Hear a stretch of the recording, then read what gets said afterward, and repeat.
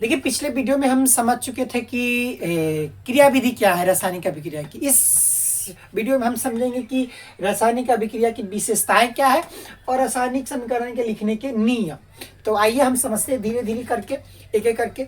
तो पहला बात आता है कि जो रासायनिक अभिक्रियाएं हैं इसकी विशेषताएं क्या है। तो हम थोड़ा सा बात बता दें पिछले वीडियो का कि हम पढ़ चुके थे रासायनिक अभिक्रिया क्या है, इसके संदर्भ को पूरी बात, अभिकारक, उत्पाद सब जान चुके थे। अब इसकी विशेषताएं समझना है। तो अगर आप नहीं देखे हैं तो जाकर पिछले वीडियो को पहले देखिए, तब इसको देखिएगा तो अच्छे से समझ में आएगा। तो आइए समझते हैं। कहता है कि रासायनिक अभिक्रिया की विशेषताएं क्या है। कहता है कि जब रासायनिक अभिक्रियाएं होती है, जैसे कि हम कहते हैं रासायनिक अभिक्रिया क्या है कि अन्य दो पदार्थ आपस में मिलकर एक नए पदार्थ का निर्माण कर रहा है, या एक पदार्थ टूटकर दो नए पदार्थ का निर्माण कर रहा है, तो ये रासायनिक अभिक्रिया है। अभी हो रही है तो इसमें इसकी क्या क्या विशेषताएं हो सकती है, इसमें क्या क्या परिवर्तन हो रहा है, उस सब चीजों को देखने का प्रयास करेंगे, समझने का, सीखने का प्रयास करेंगे। तो आइए हम समझते हैं। पहला कहता है कि जब रासायनिक अभिक्रिया होती है तो गैस उत्पन्न होता है। कैसे गैस उत्पन्न होता है तो एक समीकरण के माध्यम से समझते हैं। कहता है कि जिंक H2SO4 के साथ जब अभिक्रिया करती है तो ZnSO4 बनाते हैं, इसमें हाइड्रोजन गैस निकलती है। तो इस प्रकार से मतलब कि संभव नहीं है कि सभी में निकले, लेकिन कुछ में निकलेगा। तो ये विशेषताएं कि कुछ अभिक्रिया होती है उसमें गैस उत्पन्न होता है। उसी प्रकार से दूसरा नंबर बात होता है कि अवक्षेपन, अवक्षेप का बनना। अवक्षेप सबसे पहले बात होती है अवक्षेप। अवक्षेप एक ठोस पदार्थ होता है। ठोस पदार्थ अगर बन जाए ना अभिक्रिया के दौरान, तो इसको अवक्षेप कहते हैं। इसमें आएगा अवक्षेपन अभिक्रिया भी, तो उसको देखेंगे। उसी अभिक्रिया में अवक्षेप एक ठोस पदार्थ बन जाएगा, उसी अभिक्रिया को हम अवक्षेपन अभिक्रिया भी कह देंगे।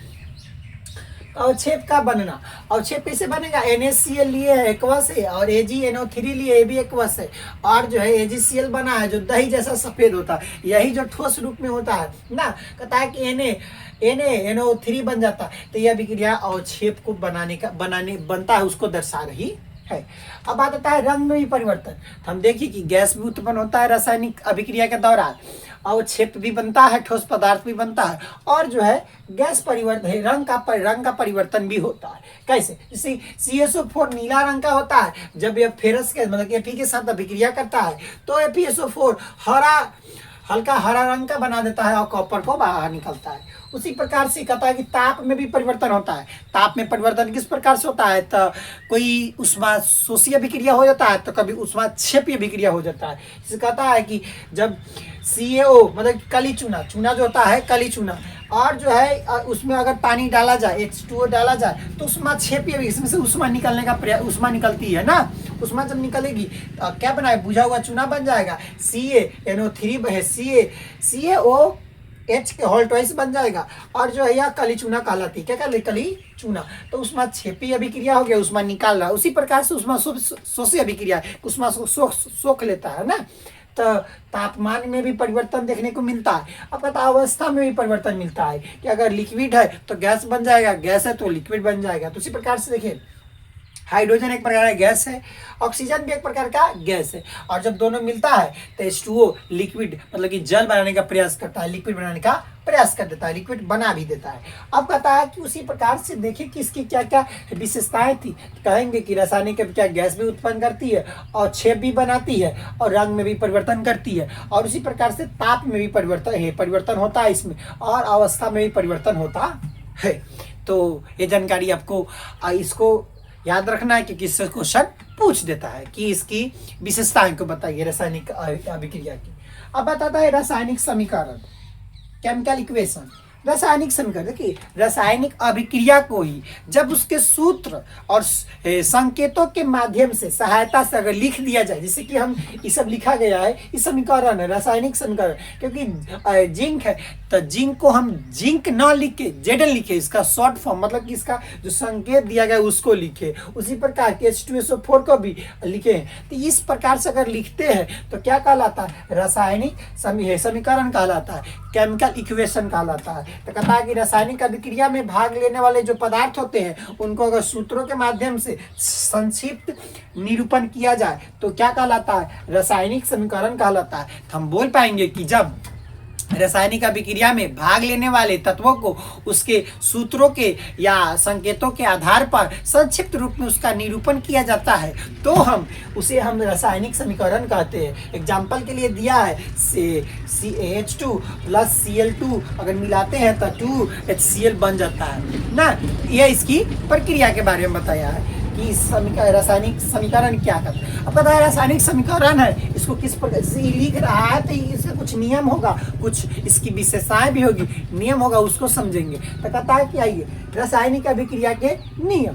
तो रासायनिक अभिक्रिया के नियम देखिए, रासायनिक अभिक्रिया में रासायनिक समीकरण में जितना चीज होगा, अभिक्रिया हो रही है जिससे जितना चीज, जैसे कि हम बनाए हैं कि देखिए इधर एगो अभिकारक है, इधर उत्पाद है ना, इस प्रकार से सभी में है उत्पाद और अभिकारक सभी में। तो सबको लिखने का नियम है, उसी को समझेंगे। तो उसी को क्या कहता है कि रासायनिक समीकरण के लिखने के नियम।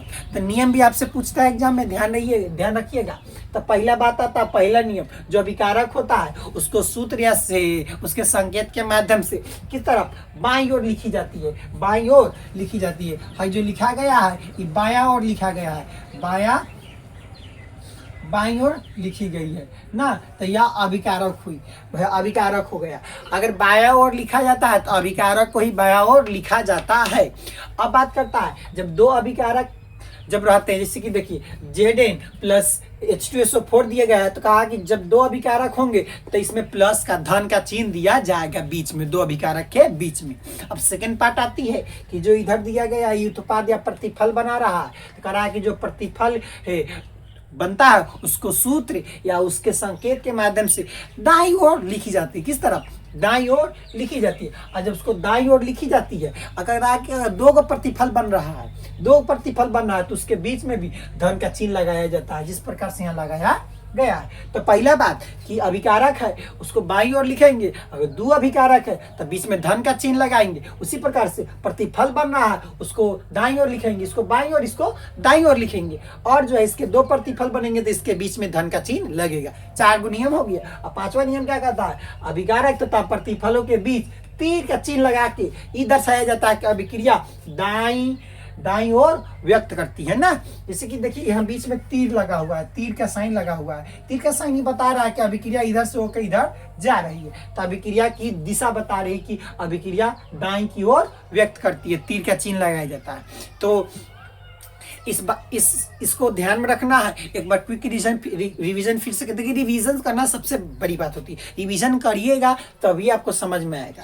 तो फिर से एक बार हम समझा देते हैं, फिर से प्रयास करते हैं कि आपको समझ में आए, और समझ में आए तो कम से कम थम्स अप करके जाइएगा। आइए देखिए, कहा है कि रासायनिक अभिक्रिया की विशेषता है। हम कहा है विशेषता कुछ नहीं करना है, सिंपल याद रखना है भाई कि गैस उत्पन्न होगा, कि अवक्षेप का अवक्षेप बनेगा, दूसरा रंग में परिवर्तन होगा, ताप में परिवर्तन होगा, अवस्था में परिवर्तन होगा। बस 5 को तो याद रखना है कि गैस बनेगा, अवक्षेप बनेगा, रंग बनेगा, रंग में परिवर्तन होगा, ताप में परिवर्तन होगा और अवस्था में परिवर्तन होगा। इतना परिवर्तन होगा तो याद रखना है कि अभिक्रिया है। अगर मान के लिखा रासायनिक अभिक्रिया की विशेषता पूछेगा तब 5 को भाषा में लिख दीजिएगा कि हाँ कि रासायनिक अभिक्रिया के दौरान गैस उत्पन्न होती है। अगर आपको समीकरण याद है तो लिखिएगा, नहीं याद है तो छोड़ दीजिएगा, तो कोनो चेक करने वाला नहीं होता। उसके बाद नंबर पूरा देगा, लेकिन अवक्षेप का बनना, फिर लिख देंगे रासायनिक अभिक्रिया के दौरान अवक्षेप का भी निर्माण होता है। अगर आ रहा है समीकरण तो लिखेंगे, नहीं याद है तो छोड़ देंगे, लेकिन आपको समझने के लिए हम लिख दिए हैं।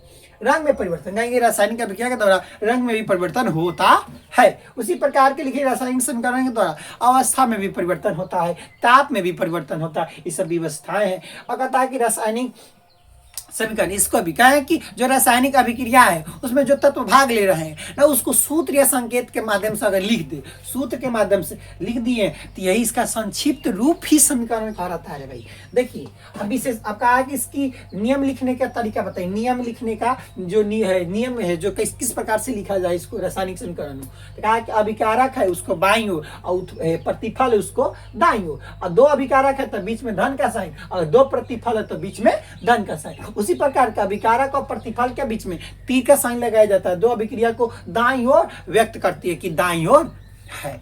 समझ में आया? तो ये जानकारी आपको कैसी लगी? अगर अच्छी लग रही है तो वीडियो को लाइक करिए, शेयर करिए और अपने दोस्तों के पास भेजिए कि वो भी पढ़े और अच्छा से अच्छा मार्क्स प्राप्त करे सीख कर। तो आज के लिए इतना ही। जय हिंद, जय भारत।